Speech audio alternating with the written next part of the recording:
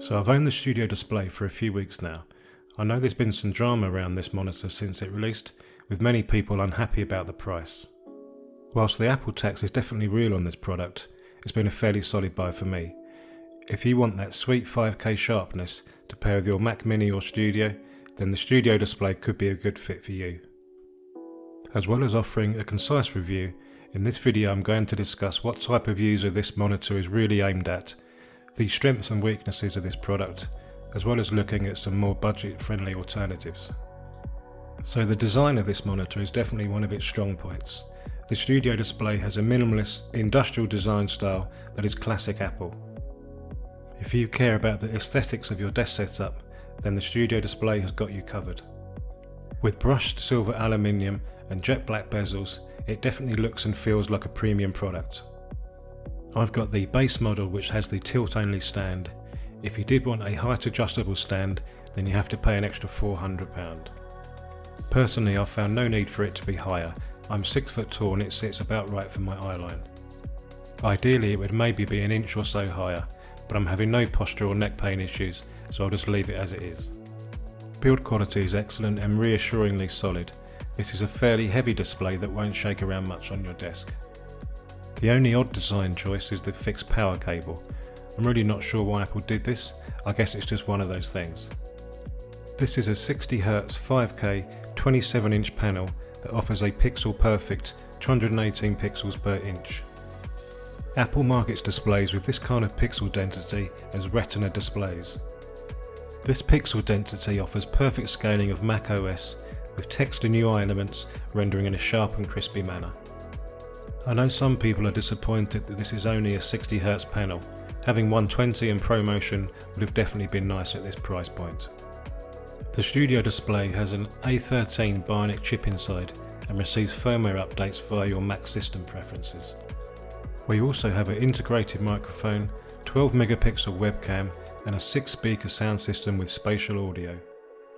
To be honest, the mic and webcam are pretty average quality, but will do the job for video calls over Zoom or FaceTime.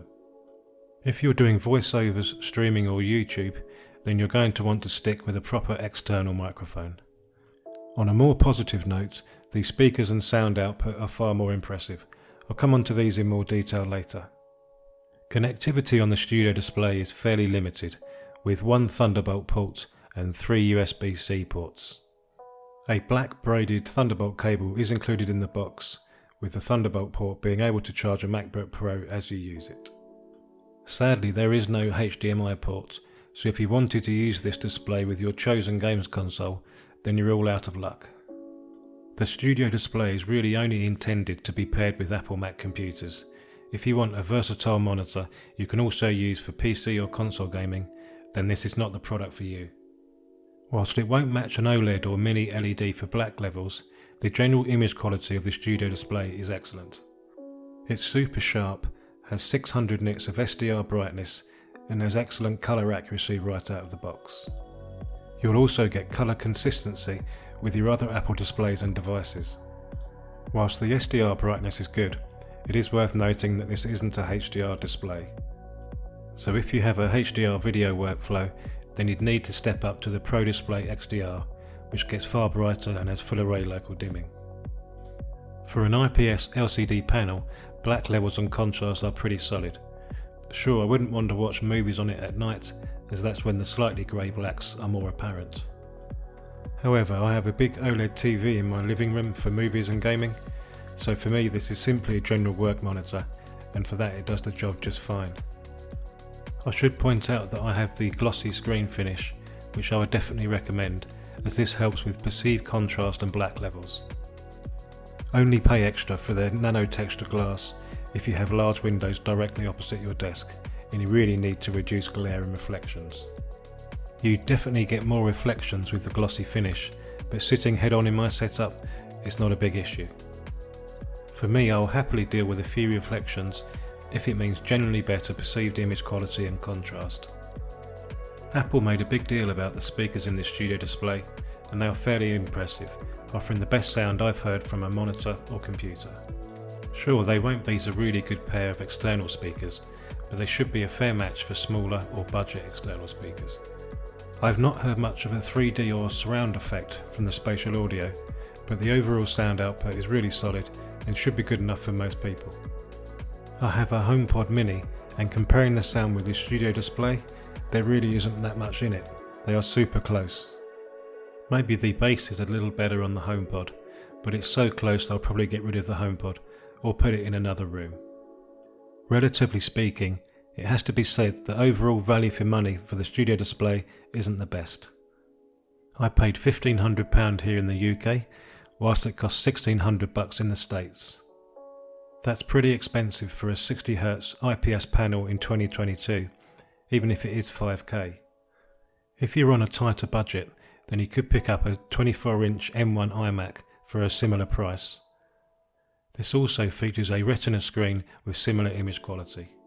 Yes, the screen is a few inches smaller and you'll have to live with the white bezels, but it's also a fully fledged computer that ships with a mouse and keyboard.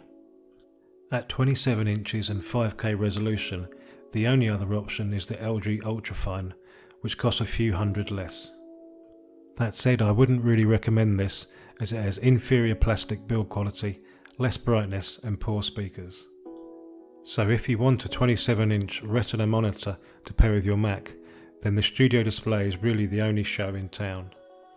However, if you don't care about Retina resolution and just want a display for more general or casual use, then stepping down to 4K brings a lot more options.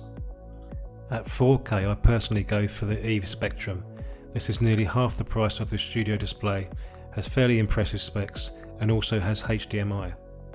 This makes it a versatile monitor that could be used with your Mac, but also for console and PC gaming. So whilst this is a relatively expensive display, I have no regrets from buying it, primarily as I'm part of the exact demographic that the studio display is aimed at. I simply wanted a good quality display that I can use for all my Mac-based creative work. I found it a really nice display to use in my office on a daily basis. It integrates seamlessly with my Mac, has solid image quality and accurate colours. I also really appreciate the design and build quality. The studio display is really aimed at users that earn money from their Mac, designers, developers, photographers, video editors. So if you fit that demographic, then despite the price, I would definitely recommend you checking it out. That's a wrap for this video. I hope it helped you out. I've been Tom Hyphen. You can also find me on Instagram and Twitter. Thanks for watching.